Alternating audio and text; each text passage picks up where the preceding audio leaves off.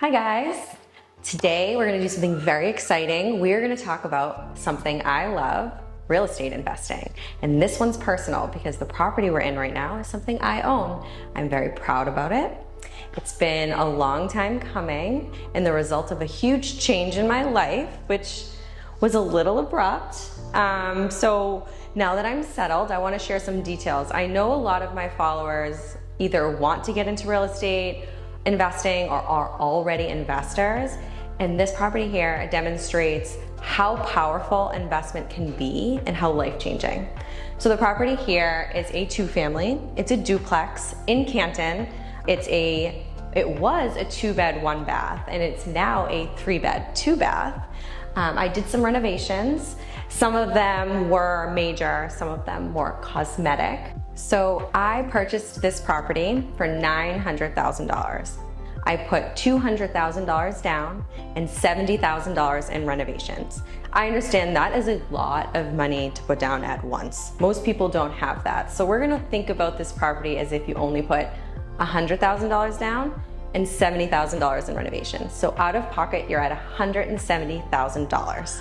That makes me all in at about $1,075,000. We just did an appraisal on this property because I do plan to refinance, and it appraised at $1.3 million.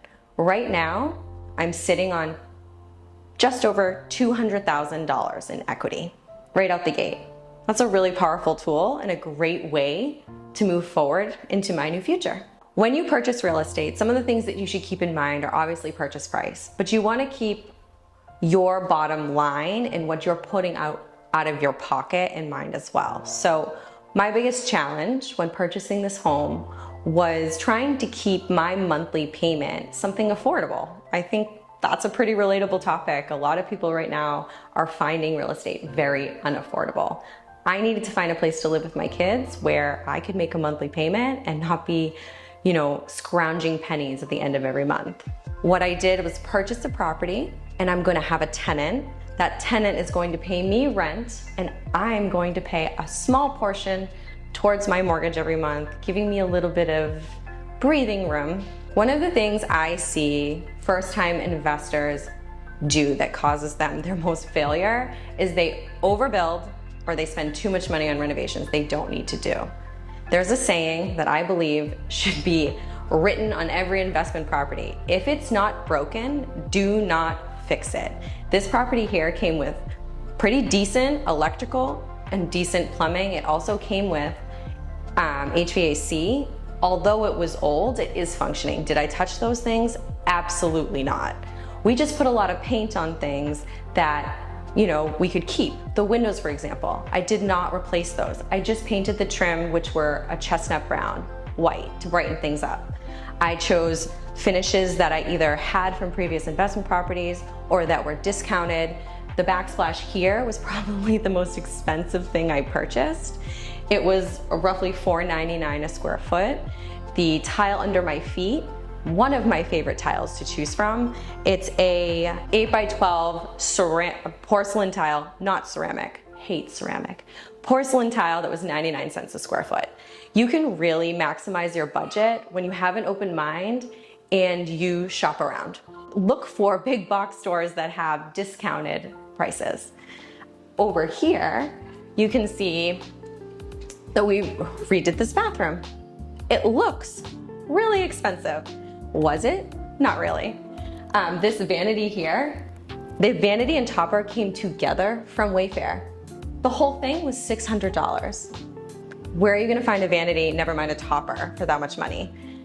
You might think, oh, that's cheap, but this is a rental, so I'm not all that concerned about, quality. I'm going to have to replace it eventually, and it's going to serve its purpose. It fits in my budget, and it looks beautiful.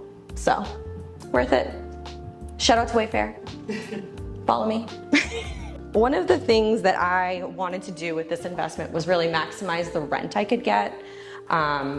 The previous tenant was paying $1,800 in rent. I don't know anyone else in Massachusetts who's paying that for rent right now.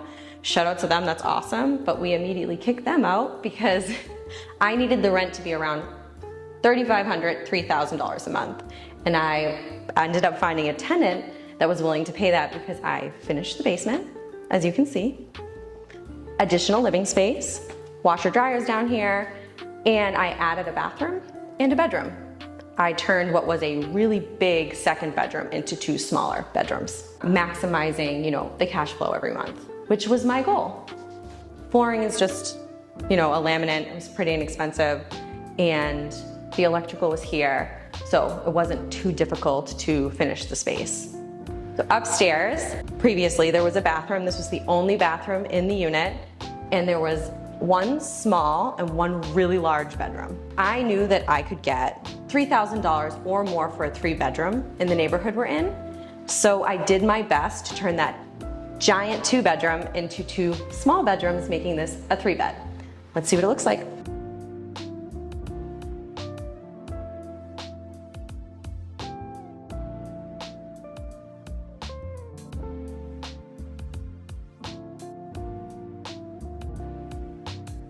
A piece of advice I give a lot of first-time homebuyers and first-time investors is the first time you do a renovation, do not attempt to do it on your own. I know you save a lot of money, but it's worth in dividends hiring a contractor that you get along with and can communicate well with, because you will learn more from that contractor to move forward in your investment process than anything else.